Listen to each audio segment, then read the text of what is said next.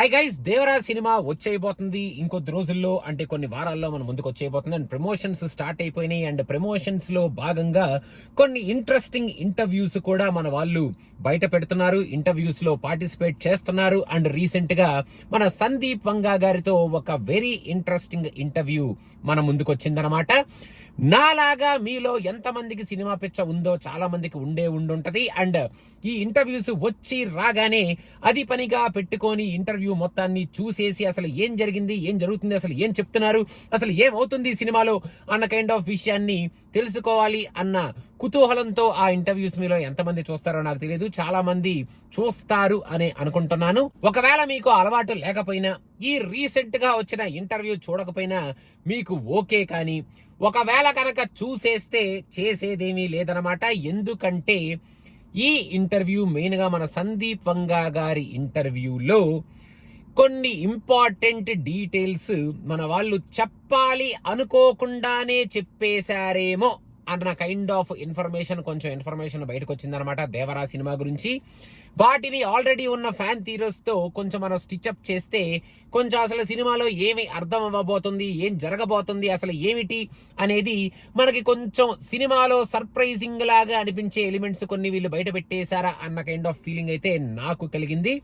నేను ఆ పాయింట్స్ గురించి ఇక్కడ మీతో మాట్లాడదలుచుకోలేదు. ఎందుకంటే అబ్బా ఎందుకురా ఈ ఇంటర్వ్యూ నేను విన్నాను, ఎందుకురా ఈ పాయింట్స్ వీళ్ళు బయట పెట్టారు పెట్టాలనుకోకుండానే, ఎందుకురా సందీప్ వంగా గారు ఈ క్వశ్చన్లు వీళ్ళని అడిగారు, ఎందుకురా ఫ్లోలో ఫాలో అయిపోతూ మెయిన్ గా మన ఎన్టీఆర్ గారు బాగానే కంట్రోల్లో ఉన్నారు అండ్ మన సైఫ్ అలీ ఖాన్ గారు కొంచెం తెలియక చెప్తున్నా కూడా ఆపుతూ అయినా సరే ఒక 2-3 పాయింట్స్ బయటకు వచ్చినాయి. కానీ ఫ్లోలో మన కొరటాల గారు కూడా ఒక 2-3 పాయింట్లు అలా బయటకి ఇచ్చేసారన్నమాట. మీరు కనుక ఈ ఇంటర్వ్యూ చూడాలని కూడా చెప్పాను కదా, watch it at your own risk బాబు. ఎందుకంటే చాలా మంచి పాయింట్స్, ఒక 4-5 పాయింట్స్ వీళ్ళు బయట పెట్టారన్నమాట. ఆల్రెడీ షార్ట్స్ రూపంలో కొన్ని షార్ట్స్ అలా బయటకు వచ్చినాయి. ఆ షార్ట్స్ చూసినా మీకు అర్థమైపోద్ది ఆ ఇన్ఫర్మేషన్ పాయింట్స్ ఏమిటి అనేది.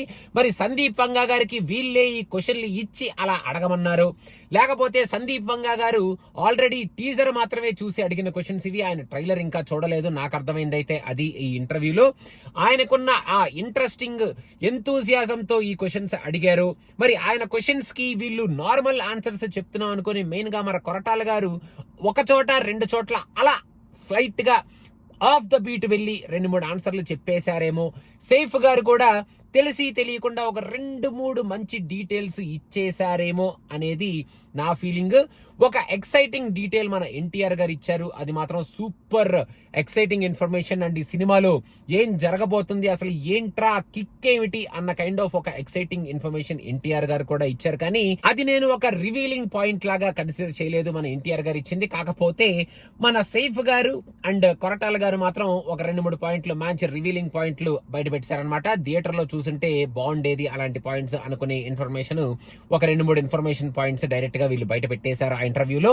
సో మొత్తానికి ఓవరాల్ గా మీరు కనుక ఈ ఇంటర్వ్యూ చూడాలి అనుకుంటే, so get ready for the risk of knowing some very important points from this movie. And part 1 మాకు ఇంకా ముందుకు రాలేదు అంటే పార్ట్ 2 అని చెప్పి పార్ట్ 2 లో కూడా గుచ్చి మన సందీప్ గారు కొన్ని క్వశ్చన్లు అడిగారు. అండ్ పార్ట్ 2 గురించి కూడా గుచ్చి ఎంత దాచి పెడదాం అనుకున్నా సరే ఒక 2-3 పాయింట్లు ఇంటర్వ్యూలోంచి బయటకు వచ్చినాయి అనమాట. సో ఓవరాల్ గా ఇంటర్వ్యూ చాలా బాగుంది, ఇంటర్వ్యూ చాలా జోవియల్ గా ఉంది. మన ఎన్టీఆర్ గారు మన సందీప్ వంగా గారి మీద రన్ టైం గురించి అదని కొంచెం కామెడీలు జోకులు బాగానే వేశారు.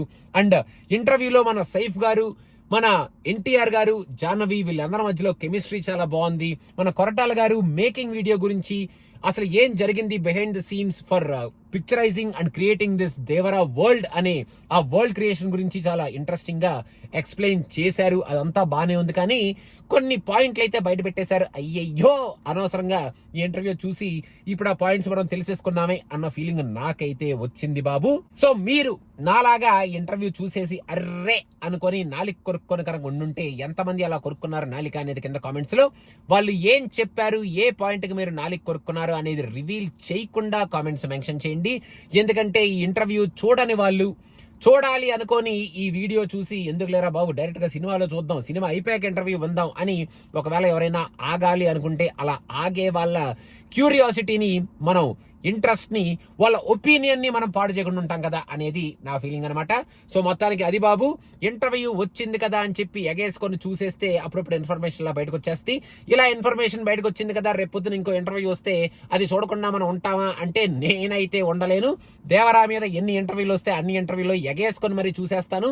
మనకున్న సినిమా పిచ్చ అలాంటిది కాబట్టి ఇన్ఫర్మేషన్ వచ్చినా ఇన్ఫర్మేషన్ తీసుకొని జాగ్రత్తగా రాసుకొని నోట్స్ దాన్ని మడత పెట్టుకొని జోబులు పెట్టుకొని ఇంకో ఇంటర్వ్యూ చూస్తానే తప్ప ఇంటర్వ్యూస్ చూడకుండా మాత్రం నేను ఉండలేను, నా వల్ల కాదు. సో మీరు కూడా చాలా మంది నా కేటగిరీకి చెందిన ఫ్యాన్స్ అండ్ ఆడియన్స్ ఉండుంటారు, సినిమా పిచ్చ ఉన్న వాళ్ళు అని భావిస్తూ ఏం చేస్తాం, ఇంటర్వ్యూలు వచ్చినప్పుడు అలా చూస్తాం, పాయింట్లలో వచ్చినప్పుడు అర్రే అనుకొని మనం అలా సర్దుకుపోయి మళ్ళీ ఇంకో ఇంటర్వ్యూకి వెళ్ళిపోతాం. సో అదనమాట సంగతి గైస్. మీరు కనుక ఇంటర్వ్యూ చూడాలనుకుంటే బాబు watch it at your own risk అని చెప్పడం నా ముఖ్య ఉద్దేశం. So let's wait and watch. Devara మీద ఇంకా ఎటువంటి మెటీరియల్ మన ముందుకు వస్తూ ఉంటుందో ఆ మెటీరియల్ గురించి మనం ఎటువంటి డిస్కషన్స్ పెట్టుకుంటామో. Thank you so much guys. Bye bye.